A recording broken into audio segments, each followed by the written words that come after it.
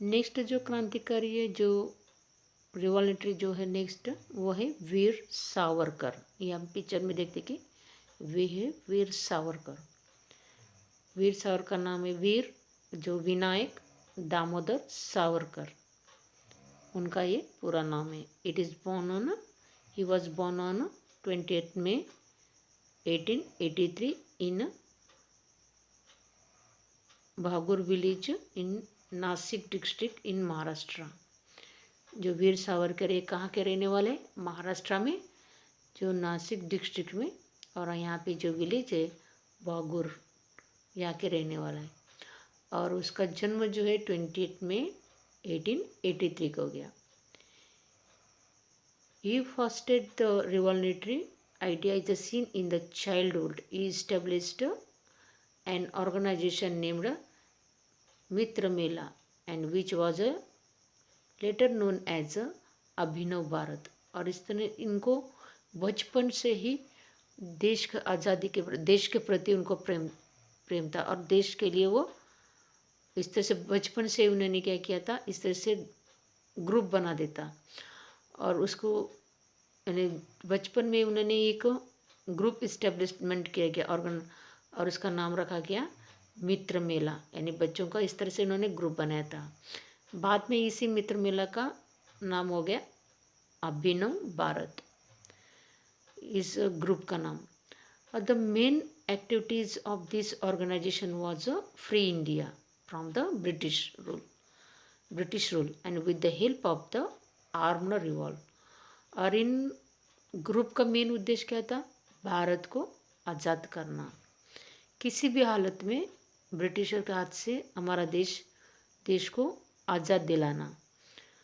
और इसके लिए वो रिवॉल्ट किया करते थे। The Veer Savarkar was the first Indian candle of the foreign cloth, and he is acquired the scholarship from the Institute of the Shamji Krishna Verma and went to the London for the further studies। इस तरह से वो India Veer Savarkar जो है वो पढ़ाई में भी बहुत होशियार था, और उन्हें उस टाइम पे वो फॉरेन क्लॉथ पहनता था, और इसके अलावा उनको स्कॉलरशिप भी मिला था पढ़ने के लिए। और उन्होंने उनका जो श्यामजी कृष्ण वर्मा, और वो लंदन चले गए थे पढ़ाई के लिए। Veer Savarkar wrote a book titled 1887 India's first freedom struggle. इस तरह से वीर सावरकर ने बुक लिखा 1887 में, 1887 इसका टाइटल नाम दिया 1887 India's first freedom struggle, India का 1887 का फर्स्ट फ्रीडम स्ट्रगल, इस तरीके से उस बुक का नाम दिया गया। It was banned even before it was published, लेकिन वो पब्लिश होने के पहले ही उसको क्या किया, बैन किया गया, उसको बंद कर दिया, क्योंकि वो देश को जागरूक करने के लिए उन्होंने इस तरह से 1857 में किस तरह से इंडिया को यानी आज़ादी के लिए लड़ाई किया गया, यानी किस तरह से किया, इसके बारे में उन्होंने फ्रीडम स्ट्रगल के बारे में लिखा था। इसके वजह से उनको क्या किया, वो बुक को पब्लिश होने के पहले ही उसको बैन कर दिया गया। He was arrested on 1910 for the associations with the revolutionary group India House, और इस तरह से इनको 1910 में अरेस्ट किया गया, इंडिया हाउस में इनका ग्रुप में से इनको अरेस्ट किया गया। Savarkar was sentenced to 2 lines terms of the imprisonment, that it was a 50 year and was moved to the cellular jail in Andaman and Nicobar Island, or it was also known as Kalapani. Later, due to the poor health, He was kept under the house of arrest in Ratnagiri district of Maharashtra. और इस तरह से उनको jail में डाला गया और उनको इसके अलावा इनको 50 ईयर्स उनको सेल्युलर जेल में अंडमान निकोबार में उनको रखा गया। और इसके अलावा इनको काला पानी शिक्षा भी दिया गया। और लेकिन उनका जो हेल्थ है वो बहुत डाउन होने के कारण उनको जो रत्नागिरी डिस्ट्रिक्ट है महाराष्ट्र में यहाँ पे उनको रखा गया। Veer Savarkar is died in 26 फरवरी 1966। इस तरह से वीर सावरकर 26 फरवरी 1966 को उनका देहांत हो गया। और ये जो काला पानी शिक्षा है तो ये बहुत ही यानी काला पानी शिक्षा ने अंडमान निकोबार में इनको अकेले को इस तरह से यानी एक ही रूम में के अंदर उसको इस तरह से कैद करके रखा जाता है। और इस तरह से वीर सावरकर को भी इसी तरह से रखा गया था। और इतना वो अपना देश के लिए उन्होंने कुर्बानी दे दिया। जो नेक्स्ट क्रांतिकारी है वो है Khudiram Bose. Khudiram Bose was born on 3rd December 1889 in village Habibpur of the Madinapur district in Bengal. इस तरह से जो खुदीराम बोस है वो कहाँ का रहने वाला था? बंगाल का जो मदीनापुर डिस्ट्रिक्ट है वहाँ पे जो हबीबपुर विलेज है वहाँ पे रहने वाला था। He lost his parents in his childhood and it was raised by the teacher named Satyan Babu who is inspired him to be a revolutionary।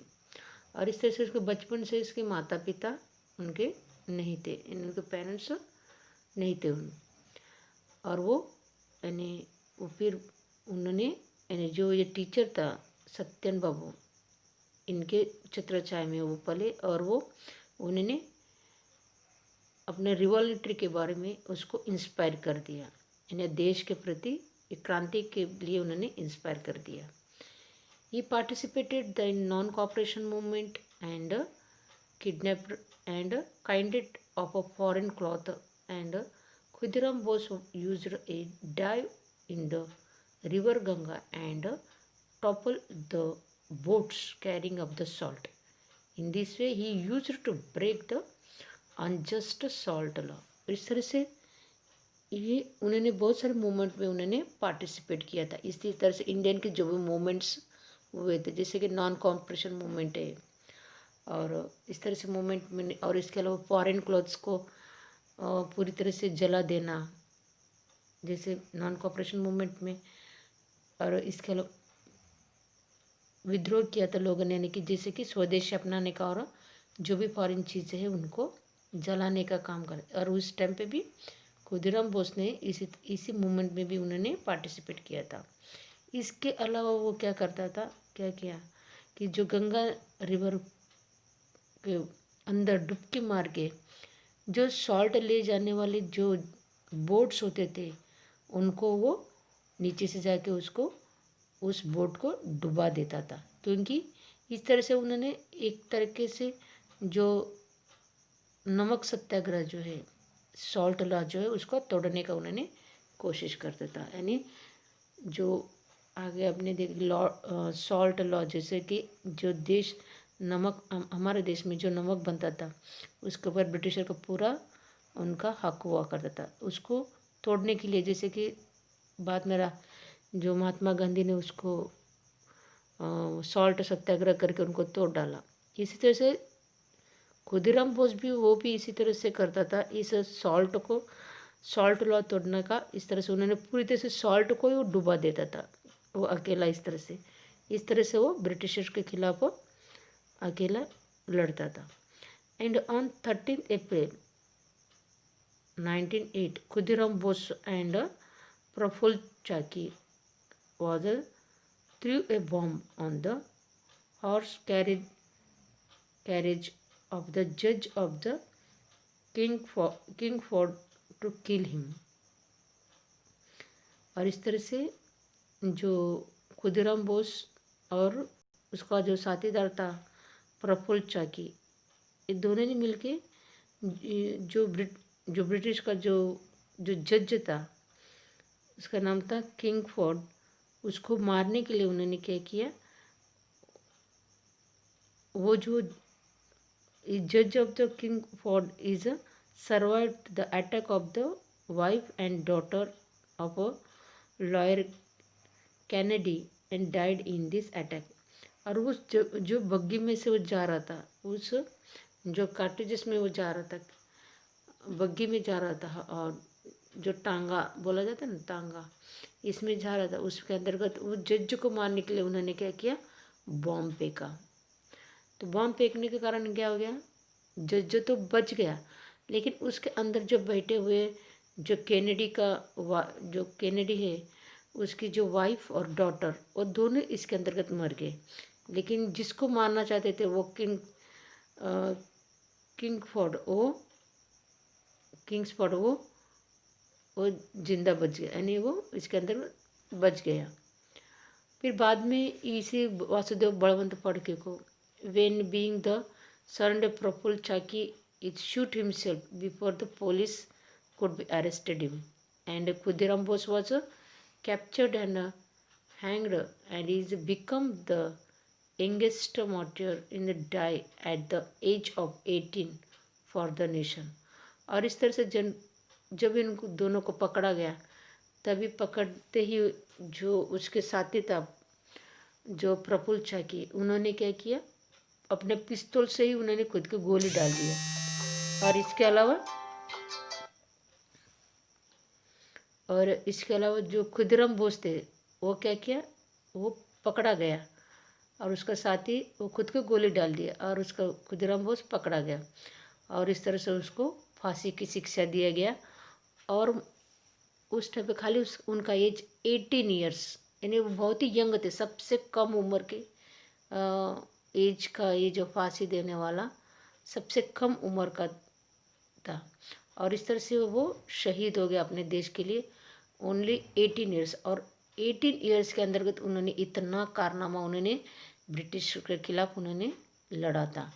और इस तरह से 18 ईयर्स एज में उनको फांसी दे दिया गया, ब्रिटिशरों ने उनको फांसी दे दिया, क्योंकि उन्होंने बॉम्ब डाला था, और उसके अंतर्गत इस तरीके से कैनेडी के उसके वाइफ और डॉटर मर गए थे, इसके वजह से उनको। और इसके अलावा एक रिवॉल्ट था, इसके वजह से उन्होंने ब्रिटिशरों ने उनको उसको फांसी की शिक्षा दे दिया था। और इस तरह से सबसे कम उम्र में उसको इस तरह से फांसी की शिक्षा दे दिया। और ये भी एक देश के लिए एक बहुत बड़ा ये शहीद, अपना देश के लिए वो शहीद माना जाता है।